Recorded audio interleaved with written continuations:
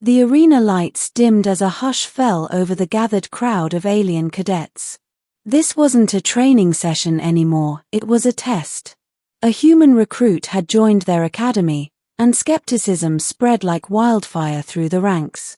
Humans, after all, were from Earth, a so-called death world with a reputation most dismissed as exaggerated myth. The cadets had laughed at the idea of a fragile mammal surviving training meant for hardened warriors.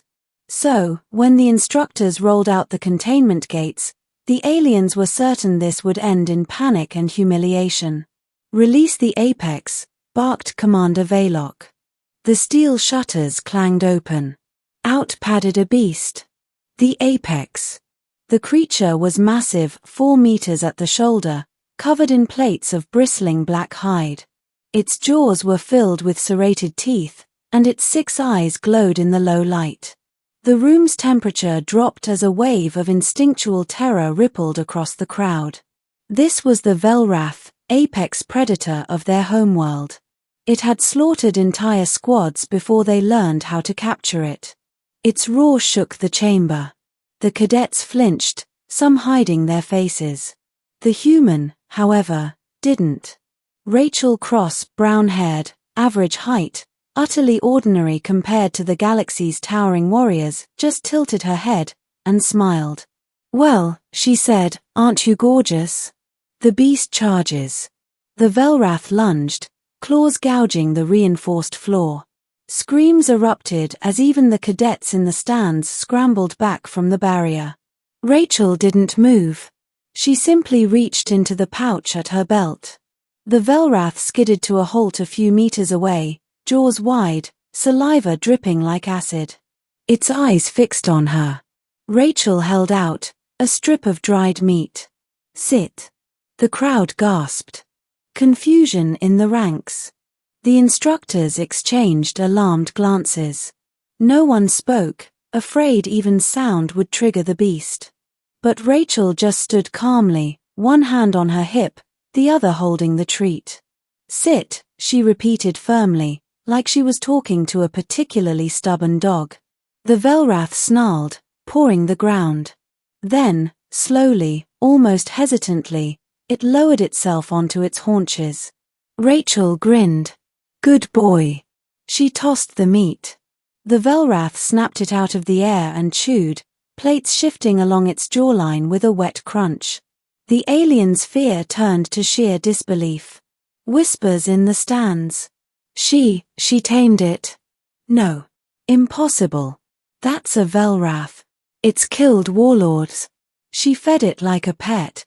Rachel crouched, pulling another strip of meat from her pouch. She whistled softly. "Come here." To the collective horror of everyone watching, the Velrath lumbered closer, each footstep shaking the floor. Rachel didn't retreat. She extended her hand, palm open. The beast sniffed her, growled low, and then gently nudged her palm with its snout. Rachel scratched under its jaw, right between the armored plates. Its growl deepened into a sound that unthinkably resembled a purr. The lesson. The cadets stared in open-mouthed shock. Commander Vaylock himself looked ready to faint. Rachel stood, still scratching the beast's hide.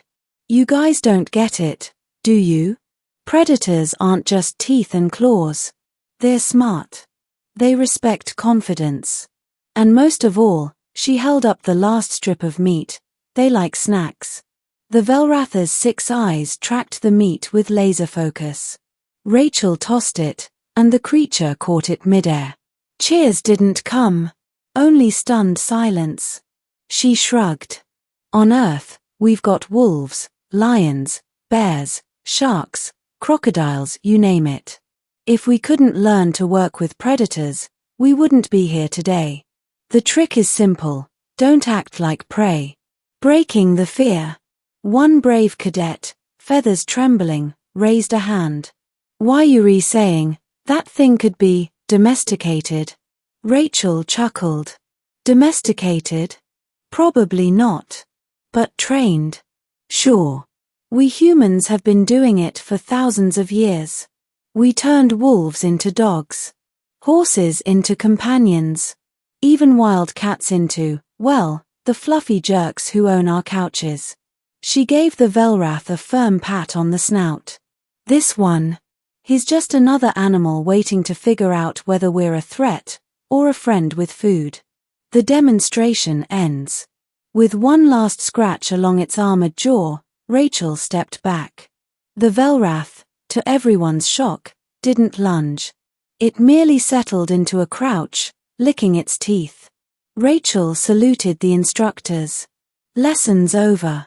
Recommend you give him a proper meal soon, he's still hungry. The containment shutters slammed shut, sealing the beast away again. The cadets erupted not with applause, but with a cacophony of panic, awe, and disbelief. She laughed at it. She fed it like it was nothing. No creature should act like that. What are humans? The aftermath. Later, in the staff chambers, Commander Vaylock paced furiously. That thing has broken entire platoons. And the human, she fed it a treat. Professor XYR, who had witnessed more of humanity than most, merely sighed. You're missing the point, Commander. It's not about the beast. It's about the human. Vaylock's throat crests flared. Explain. XYR's voice darkened. Where other species see monsters, humans see pets, tools, allies. They don't just fear predators. They adopt them. That is why Earth is a death world. It's not the planet, it's what it made the humans. Rachel's words. That evening, Rachel sat in the mess hall, unfazed by the stares of her fellow cadets. Finally, one alien dared to approach. How could you do that? Weren't you afraid? Rachel paused, then smiled softly.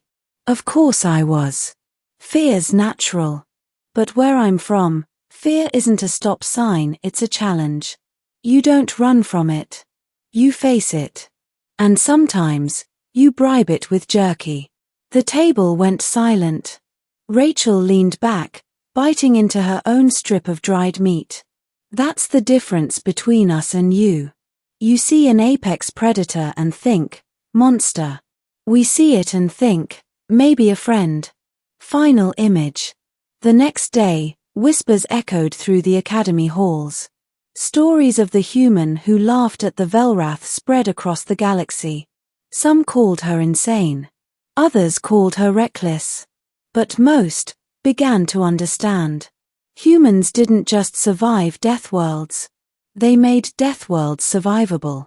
And sometimes, they did it with nothing more than courage, stubbornness, and a pocket full of treats.